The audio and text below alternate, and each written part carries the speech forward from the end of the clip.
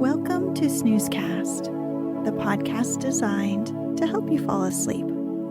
Find us on snoozecast.com and follow us on Instagram at snoozecast to find behind-the-scenes content. If you enjoy our show, please write a review on the podcast app. If you have any questions or feedback on this, please contact us directly from our website and we'll be happy to assist you. This episode is brought to you by our Patreon supporters and by Royal Eagles. Tonight, we'll read an Armenian folktale titled The Betrothed of Destiny. It comes from A.G. Seckelman's 1898 The Golden Maiden and Other Armenian Folktales. This particular story features a fearless, strong heroine.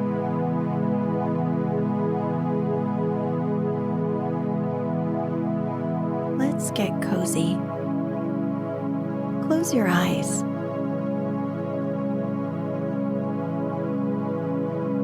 Relax your body into the softness of your bed.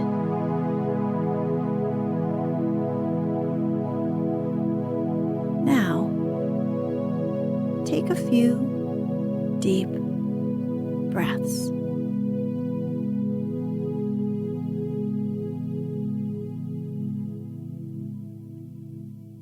Once upon a time, the King of the West had a handsome, strong, and good son who, one night, dreamed a dream in which destiny betrothed him to the daughter of the King of the East. In the morning he awoke, and lo, the betrothal ring of the maiden was on his finger. On the very same night, the same dream had come to the sleeping maiden, who was also beautiful, strong, and good. The next day, she found on her finger the betrothal ring of the son of the King of the West. The lad at once started to find his betrothed. He traveled from his kingdom on horseback. After a long journey, he came to the city of the King of the East. He entered into the service of the king as a stranger because he could not make himself known on account of the continuous strife existing between his father and the King of the East. He served the King of the East 7 years, during which he spent many happy hours with the young princess, his betrothed. They fell in love. At the expiration of the 7 years, he asked the hand of the princess as a remuneration for his services. The king, who was pleased with the lad, consented to give him his daughter in marriage. But the lad said he must take her to his country, where the wedding should take place. The King of the East thought about this for many days, since he loved his daughter, but in the end consented to that also, and let his daughter go, giving her a precious dowry of gold, silver, emeralds, pearls, and land. On their way to the country of the King of the West, the prince and the princess had to cross the sea, and so went on board a ship. The captain turned out to be a wicked man. He was charmed by the beauty of the maiden, and before the ship sailed, he sent the lad ashore, bidding him to make further preparation, as the voyage would probably be long on account of contrary winds. As soon as the lad disappeared, the captain weighed anchor and set sail. The lad came back only to find that the ship had sailed away with his love on board. There remained nothing for him to do but to lament and bewail his ill luck. The maiden, who was in the cabin, did not discover the truth until it was too late. To her censure and upbraiding, the vile captain answered with the proposal that she should become his wife. "I marry you? Such an ungracious beast as you," she exclaimed. "I'd rather make my grave in the unfathomable sea." Seeing that she could not resist force if the devious captain resorted to it, she resolved to use her crafty intelligence instead. "Well then," she answered, finally, "I will be your wife, but not upon the sea. We will go home to your city and there be married lawfully." The captain thought about this and realized how much he would like to show off his bride to his mother, so he agreed. They soon reached the city. The maiden said to the captain, "Why don't you go first and make preparations? I'll wait here until you return." Without suspicion, the captain went ashore. As soon as he had disappeared, the maiden turned to the ship's crew. She bade the sailors weigh anchor, and she set sail without knowing where to go. The sailors had been mistreated by the captain and had already grown to respect the princess's strong and quiet demeanor and her intelligence. At last, they reached a bustling city and cast anchor. Now, the king of that city was a young lad of marriageable age. He was celebrating his wedding festival. 39 beautiful maidens were already elected. Only one maiden was missing to complete the number 40, from among whom he would choose his queen, while the others were to become handmaids to the queen-elect.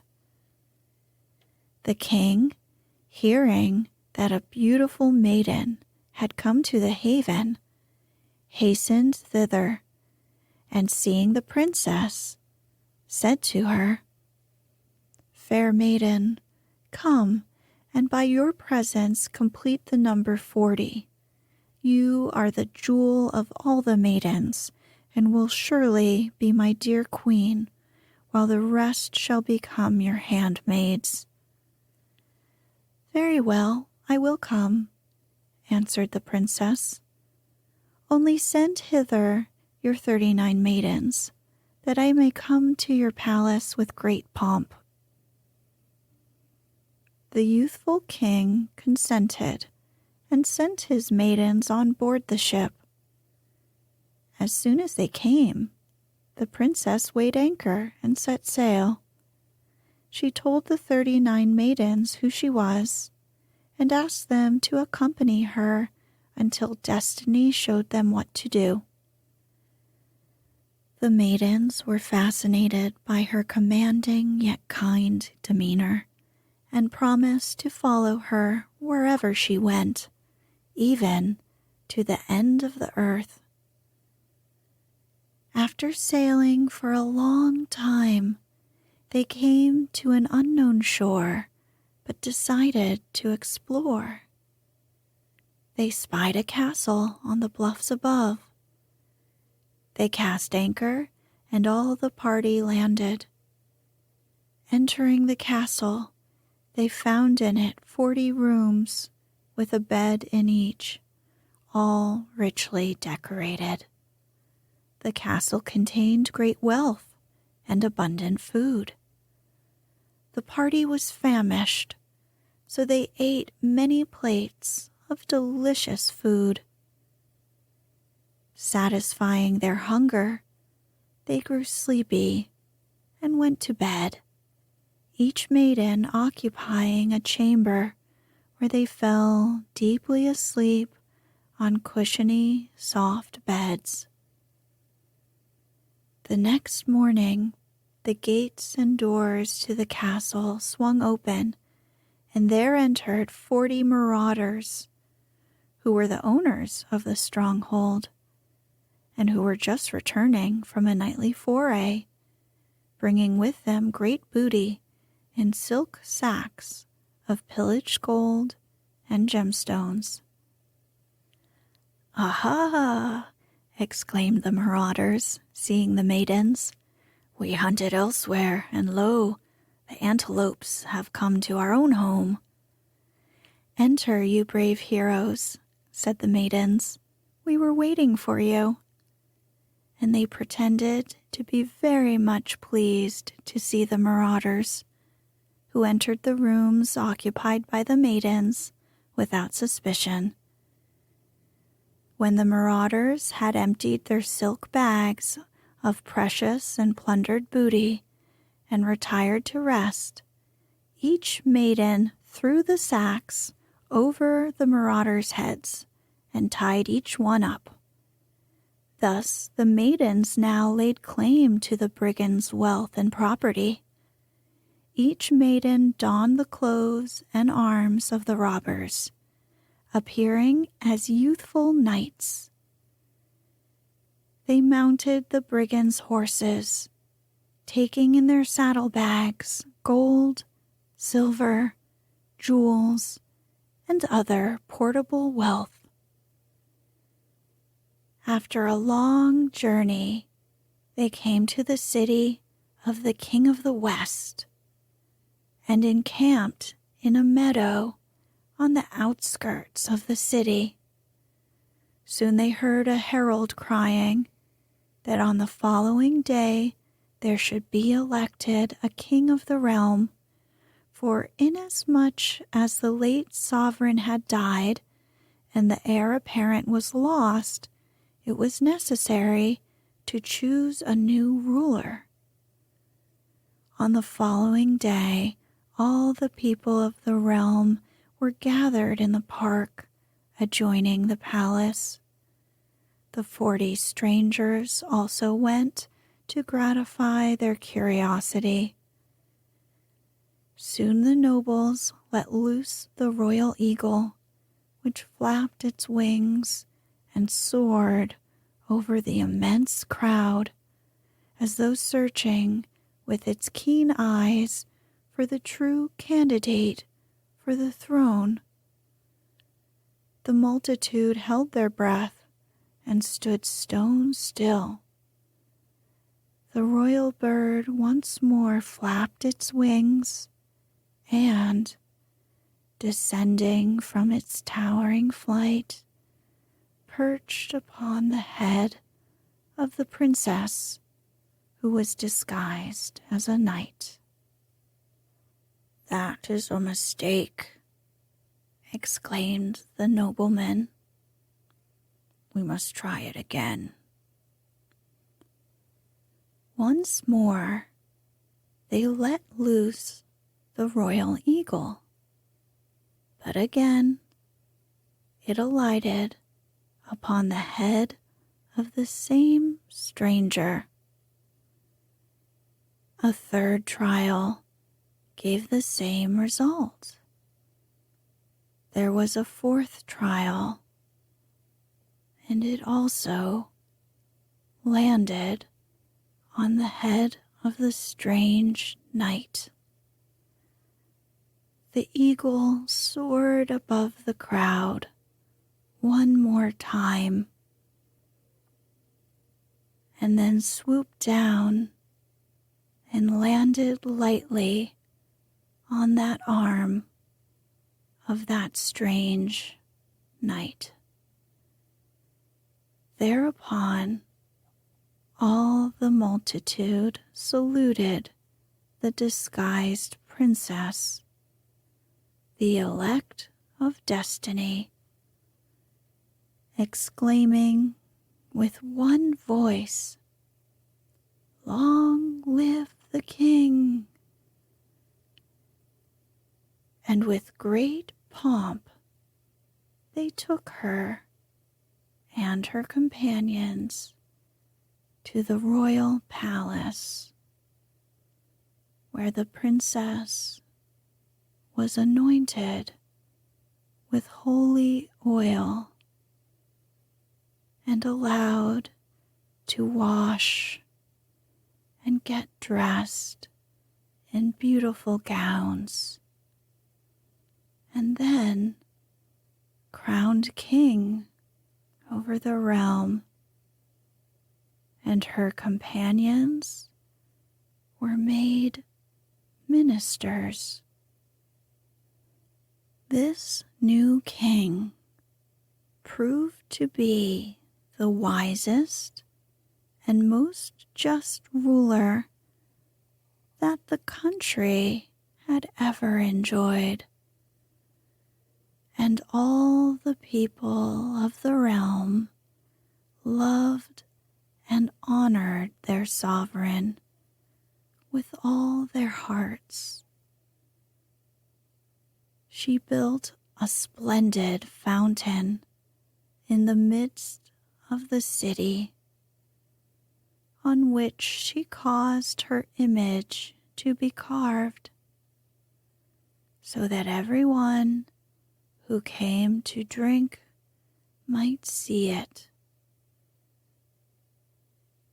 She put guards to watch the fountain day and night, and said to them,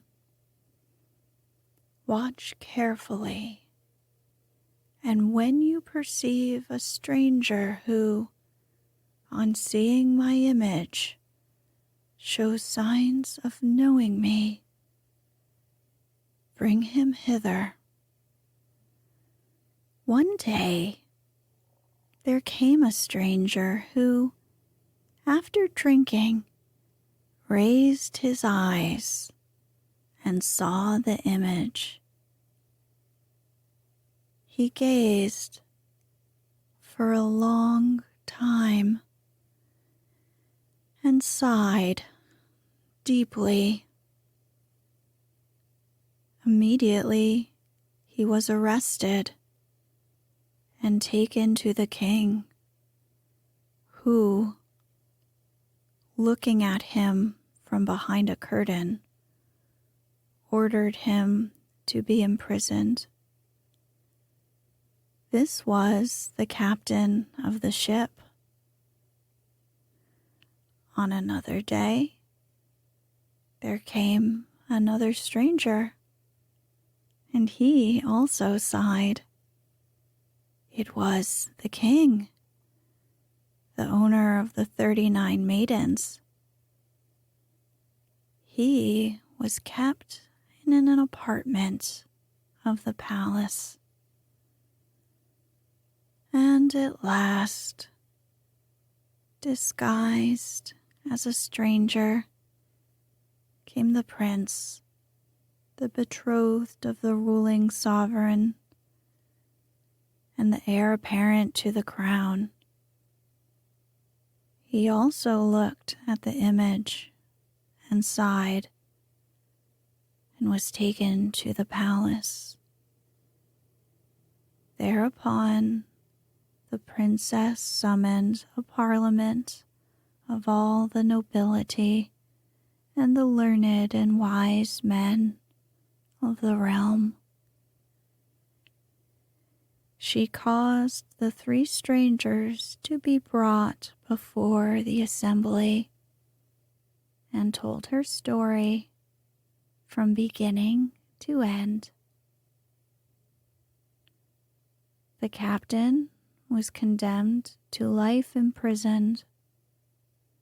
The Lord of the 39 maidens received them all, to whose number the princess added one of her most beautiful handmaids, thus making up the 40. The prince and the princess, the betrothed of destiny,